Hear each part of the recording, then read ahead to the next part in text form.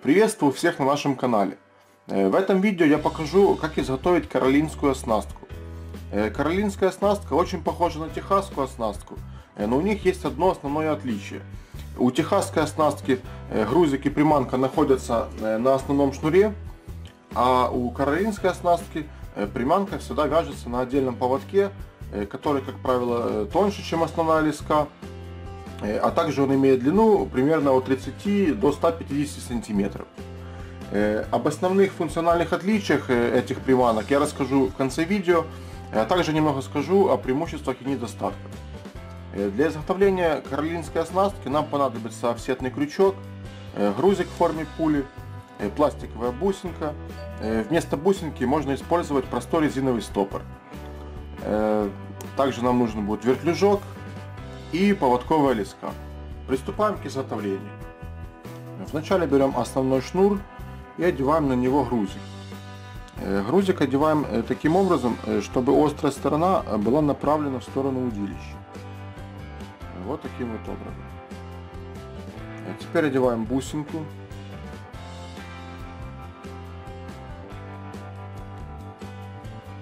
Вот.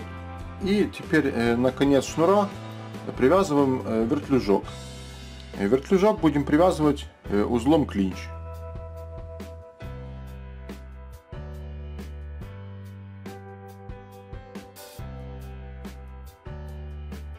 Вот. Привязали вертлюжок. Лишний кончик обрезаем.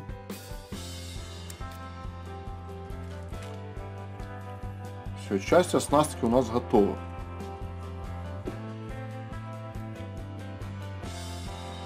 Вот теперь это откладываем в сторону, берем поводковую леску и привязываем офсетный крючок.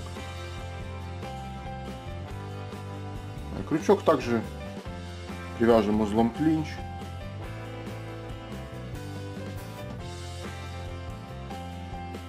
После того, как мы привязали крючок, нам необходимо отмерить нужную длину лески.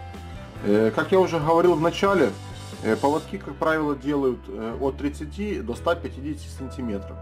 Сейчас я возьму минимально, где-то сантиметров до 30, для того, чтобы оснастка не занимала много места и все было видно. Вот так вот где-то отмеряем и обрезаем.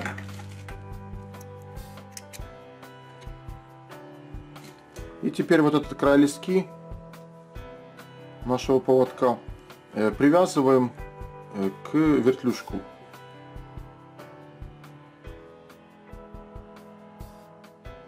Привязывать также будем узлом клинча.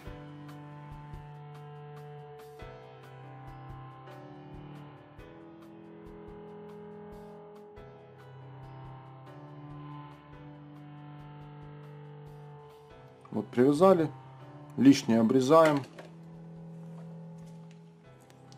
Все, вот у нас оснастка готова. Вот так вот она выглядит в собранном виде. Единственное, что осталось на крючок одеть какую-нибудь силиконовую приманку. Вот такая вот каролинская оснастка. Если сравнить каролинскую и техасскую оснастки, то каждая из них имеет свои преимущества и недостатки. Например, основное преимущество каролинской оснастки – то, что после падения груза на дно силиконовая приманка продолжает плавно опускаться еще несколько секунд. И это очень привлекает малоактивную рыбу. Но что касается защиты от зацепов, здесь, конечно, каролинская оснастка уступает техасской.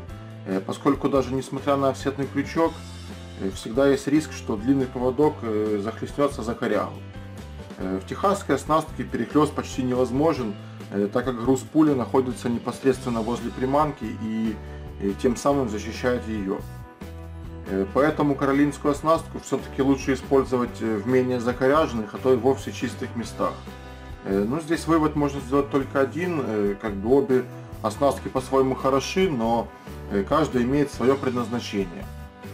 Спасибо за внимание, подписывайтесь на наш канал, смотрите много интересного видео. До новых встреч!